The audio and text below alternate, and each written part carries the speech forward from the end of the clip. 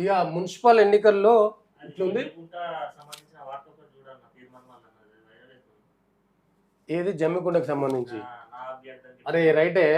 నిన్న సోషల్ మీడియాలో విపరీతంగా వైరల్ అవుతుందండి. ఏంటిది అంటే ఇగో ఇది ఏది తీర్మాన్ మల్లన్న టీఆర్పీ పార్టీ అని పెట్టింది కదా, బీసీలను ఉద్ధరిస్తా, బీసీలకు న్యాయం చేస్తా, బీసీల రాజ్యాధికారం రావాలని చెప్పి.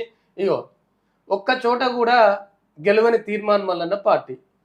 తెలంగాణ మున్సిపల్ ఎన్నికల్లో తీర్మాన్ మల్లన్న పార్టీ ఒక్క చోట గెలవకపోయింది. కత్తెర గుర్తు టీఆర్పీ పార్టీ అభ్యర్థులు పోటీ చేశారు.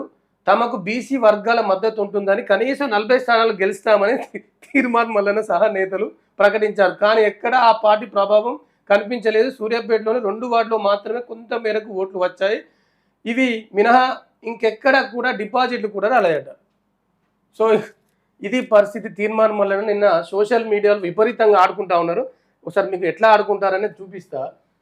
ఇగో ఈ రకంగా పోస్టులు పెట్టి అయ్యో బీసీలు నమ్మట్లేదా అని చెప్పి ట్రోల్ చేస్తూ ఉన్నారు. అగో 2 కాయల పార్టీకి గుండు సున్నా.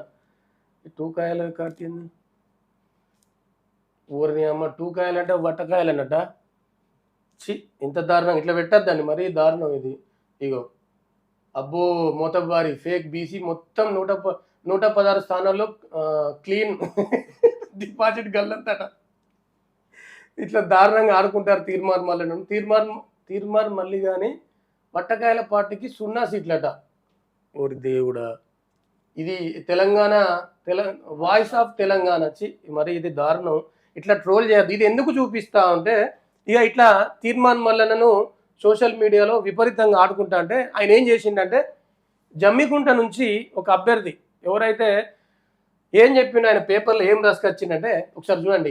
ఇగో ఇది ఇవాళ ఆయన పేపర్లో రాసినటువంటి వార్త. ఏం పేపర్ అది? శనార్థి తెలంగాణ పేపర్. తీర్మాన్ మల్లన్నదంట. శనార్థి తెలంగాణలో కథనం వచ్చింది.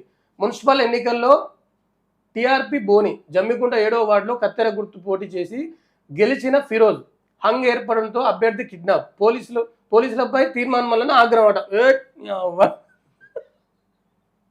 నువ్వు ఏం మాట్లాడుతున్నావు? ఏం కథనం రాసినావు? అది జమ్మికుంట నుంచి ఫిరోజ్ అన్నట్టు ఆయనే స్వతంత్ర అభ్యర్థి, ఇండిపెండెంట్ అభ్యర్థిగా పోటీ చేసిండు.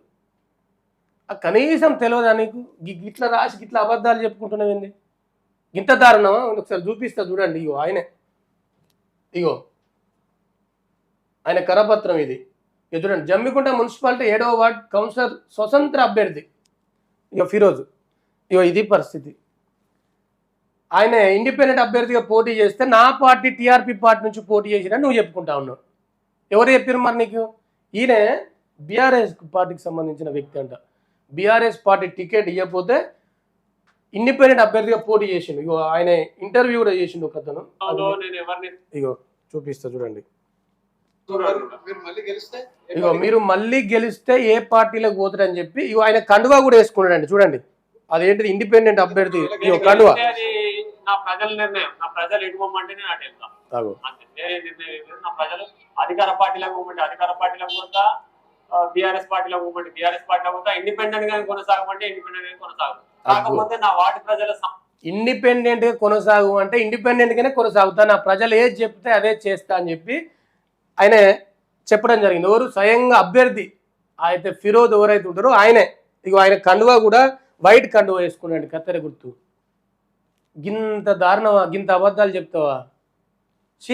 కనీసం సిగ్గు అనిపిస్తలేదు ఈ వార్త రాస్తానికి. గింత దారుణం ఉంటుందా అండి? ఇక నీ మీద ట్రోల్ అవుతానే అని చెప్పి సోషల్ మీడియాలో ఇట్లా ట్రోల్ చేస్తారని చెప్పి ఏం చేయాలి అర్థం కాక ఓ కథనం రాసి, ఓ దొంగ కథనం రాసి ఓ స్టోరీ చెప్పినవా? ఇంత అబద్ధాలా అండి? ఎదురు నేను ఎట్లా ఆడుకుంటారు? తీర్మాన్ మల్లన్న వట్టకాయల పార్టీకి 0 సీట్లట. అంటే నేను అనట్లేదు, అది సోషల్ మీడియాలో పెడతా ఉన్నారు పోస్టులు. ఇంత అబద్ధాలు చెప్తారా? నువ్వేం చేసినావు? నువ్వు ఎవరు అసలు? నీకు ఎందుకు ఓట్లేస్తారు? అసలు నీ పార్టీ తెలియదు. ఇక్కడ ఏంటిది అది? ఫార్వర్డ్ బ్లాక్, సింహం గుర్తు ఫార్వర్డ్ బ్లాక్ పైన పోటీ చేసింది ఇక్కడ చాలామంది. దాంతోపాటు ఆంధ్ర జనసేన పవన్ కళ్యాణ్ పార్టీ గ్లాస్ గుర్తు పైన పోటీ చేసిరు. అసలు నీ పార్టీ తెలియదు ఇక్కడ ఉన్నదని. నీ పార్టీ మీద పోటీ చేస్తారా? పోయి తెల్లారులు ఎత్తే రెడ్లని తీరుతారు, గైనకోళ్ళు ఎత్తారా, కండువ కప్పునత్తా అంటారు. సిగ్గులేదు ఇంకా నీకు మాట్లాడుతున్నందుకు? నీ పార్టీ నుంచి పోటీ చేసిన అని చెప్పి ఒక కథనం వేసుకున్నావా? ఛీ, అయినా కానీ అది ఎవరు చూడట్లేదు కూడా. అది కాక